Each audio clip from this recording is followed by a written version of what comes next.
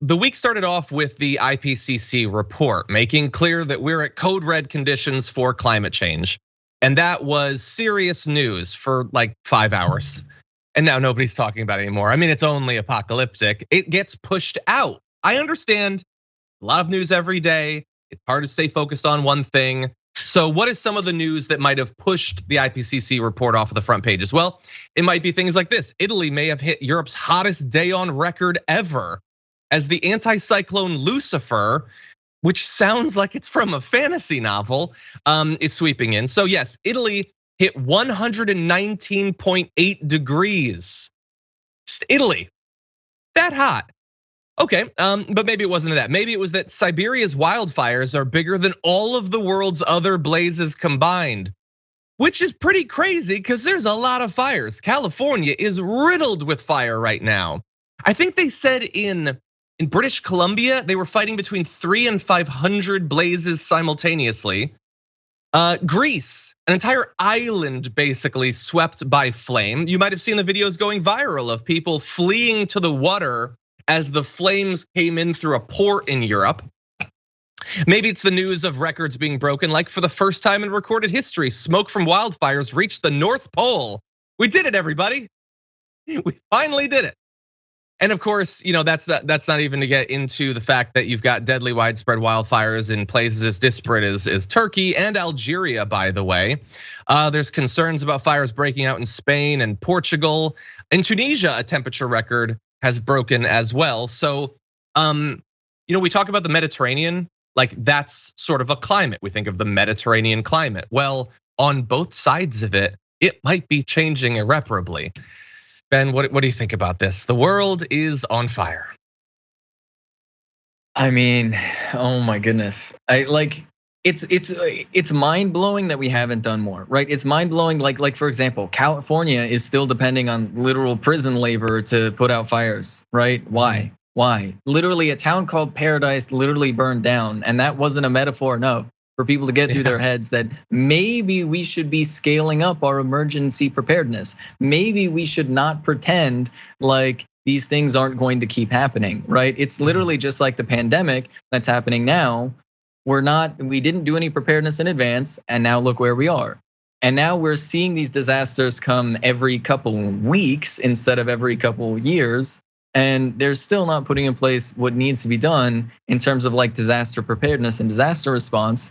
And I'm terrified to see what the next 20 years look like when you see potentially significant areas within like Florida and Louisiana being permanently underwater. Yeah.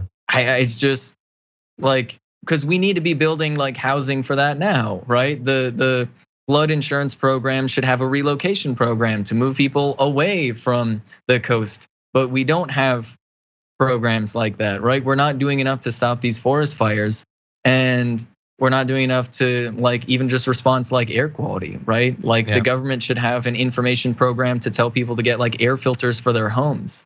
Ben, you raise a great point. If only we were in a time, a once in a half century period, where we are actually talking about infrastructure here in the United States, where we could put a bunch of funding into it. That would be great. I wish that we had that, but unfortunately, no. Yeah, you're totally right. We should be doing something, but we unfortunately, like it's very much like the pandemic, like the comparison you made. One would think, okay, people are being resistant to the lockdowns and the masks, but surely once it gets bad enough, they'll wake up. But have they? I don't know. I saw Matt Walsh tweeted something that honestly echoes what some like Sean Hannity was saying like a year ago. He's like, you know what? You're gonna die someday. Just give up, lay down. He didn't say that last part. Just give up, lay down, let it into your lungs. I just saw before we went live, Marjorie Greene had a video. She was like, sure, the hospitals are packed with COVID, but they're packed with other things. We all die. So it's not like there was some hurdle that we had to pass and now we're ready to take it seriously. They went from deny to lay down and die. And I'm very worried that if we ever get past the denial and the just ignoring it, which we're seeing in climate change, that we'll be ready to just lie down. Just lay down on the beach and let the rising ocean wash your body away. I worry, Ben, that will be the response of a lot of people.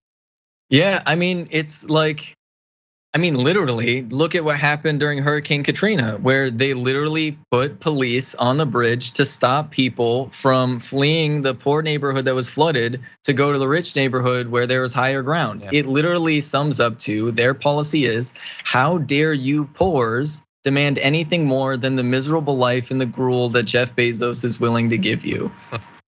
Yeah, it's harsh, but that's reality, unfortunately. I know everybody tunes into the damage report for positive news, but for the first time ever, we don't have it. This is the most depressing episode in our first season.